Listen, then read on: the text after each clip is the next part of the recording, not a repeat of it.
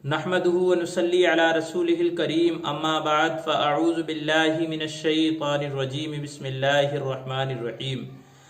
سامعین حضرات، کل ہم نے حقوق العباد کے تعلق سے گفتگو کی تھی اور 3 حق ہم نے بیان بھی کیے تھے۔ آئیے اسی کے آگے سے گفتگو کرتے ہیں۔ آپ سے درخواست ہے کہ آپ میرے چینل کو سبسکرائب کریں اور بیل آئیکن کو پریس ضرور کریں۔ چلیے شروع کرتے ہیں۔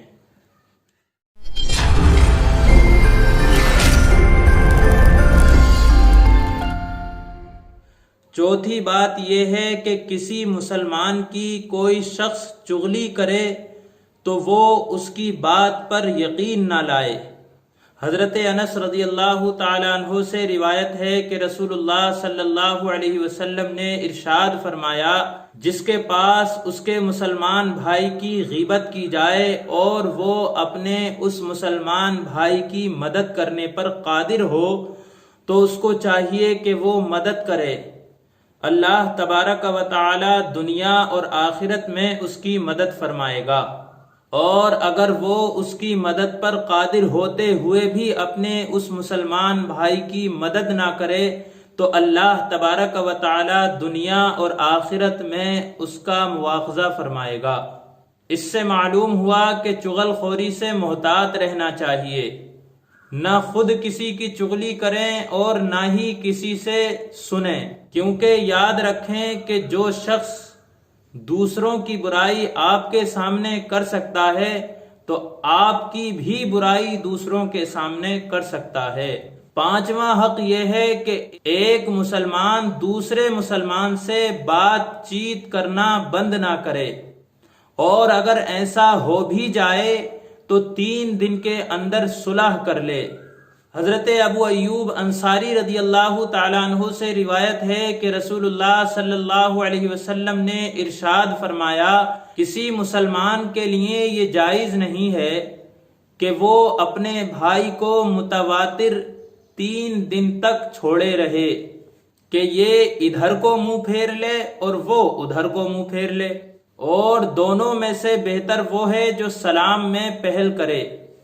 ایک اور حدیث مبارک کے اندر اللہ کے رسول صلی اللہ علیہ وسلم نے ارشاد فرمایا کہ اگر تو اپنے بھائی کو معاف کر دے تو اللہ تبارک و تعالی کے یہاں تجھے عزت اور بزرگی ضرور ملے گی۔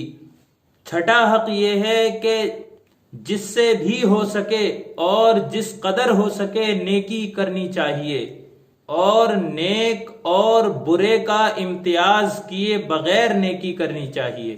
حضرت ثوبان رضی اللہ تعالیٰ عنہ سے روایت ہے کہ رسول اللہ صلی اللہ علیہ وسلم نے ارشاد فرمایا کہ دعا تقدیر کو بدل دیتی ہے اور نیکی عمر کو بڑھا دیتی ہے۔ ایک اور حدیث مبارک کے اندر آتا ہے، فرمایا کہ نیکی کر جس سے بھی ہو سکے، یہ نہ دیکھ کہ وہ کون ہے اور کیسا ہے۔ اگر وہ اس کا اہل نہ ہو تو تجھے اپنی اہلیت پر شک نہیں ہونا چاہیے، یعنی اگر وہ نیکی نہیں کر سکتا تو تو اس قابل ہے کہ نیکی کر سکتا ہے۔ جب بھی 2 مسلمانوں کو خفا دیکھا جائے تو ان کے درمیان صلح کرانے کی پرزور کوشش کی جائے۔ حضرت ابو درداء رضی اللہ تعالیٰ عنہ سے روایت ہے کہ رسول اللہ صلی اللہ علیہ وسلم نے ارشاد فرمایا، کیا میں تمہیں ایسا کام نہ بتاؤں جو درجے میں نماز، روزہ اور صدقے سے بھی زیادہ افضل ہے؟ ہم نے عرض کیا، یا رسول اللہ ضرور بتائیے۔ فرمایا، 2 لوگوں کے درمیان صلح کرا دینا۔ حضرت ابن عباس رضی اللہ تعالیٰ عنہ سے روایت ہے کہ رسول اللہ صلی اللہ علیہ وسلم نے ارشاد فرمایا، وہ شخص ہم میں سے نہیں ہے جو ہمارے چھوٹوں پر رحم نہ کرے اور بڑوں کی عزت نہ کرے اور نیکیوں کا حکم نہ دے اور برائیوں سے نہ روکے۔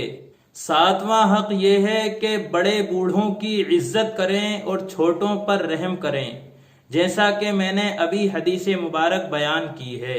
گویا یہ ایک طرح کی بشارت ہے کہ جو شخص بوڑھوں کا احترام کرتا ہے، اللہ تبارک و تعالی اسے بھی اتنی عمر عطا کرتا ہے کہ وہ بڑھاپے تک پہنچے اور اس کا پھل اس کو ملے، یعنی جب وہ بوڑھا ہو تو لوگ اس کی تعظیم کریں۔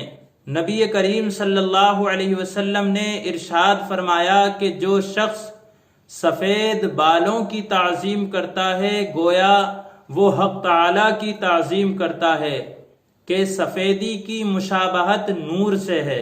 رسول اللہ صلی اللہ علیہ وسلم جب سفر سے واپس آتے تو لوگ اپنے بچوں کو آپ کے پاس لے جاتے، حضور ان میں سے کسی کو آگے اور کسی کو پیچھے اپنی سواری پر بٹھا لیتے۔ مسلمانوں کا ایک حق یہ بھی ہے کہ آپس میں ایک دوسرے کے ساتھ خندہ پیشانی سے پیش آیا جائے اور کسی کو حقیر اور رسوا نہ سمجھا جائے، درجہ بدرجہ ہر ایک کی عزت کی جائے اور کسی کا مال ناحق نہ کھایا جائے، کسی سے لڑائی جھگڑا نہ کیا جائے اور غریبوں اور فقیروں کی عزت کی جائے۔ حضرت ابو ہریرہ رضی اللہ تعالیٰ عنہ سے روایت ہے کہ رسول اللہ صلی اللہ علیہ وسلم نے ارشاد فرمایا، آپس میں حسد نہ کرو، ایک دوسرے کو دھوکہ نہ دو، ایک دوسرے سے بغض نہ رکھو اور ایک دوسرے سے روح گردانی نہ کرو، اور کوئی شخص دوسرے کے لیے سودے پر سودا نہ کرے۔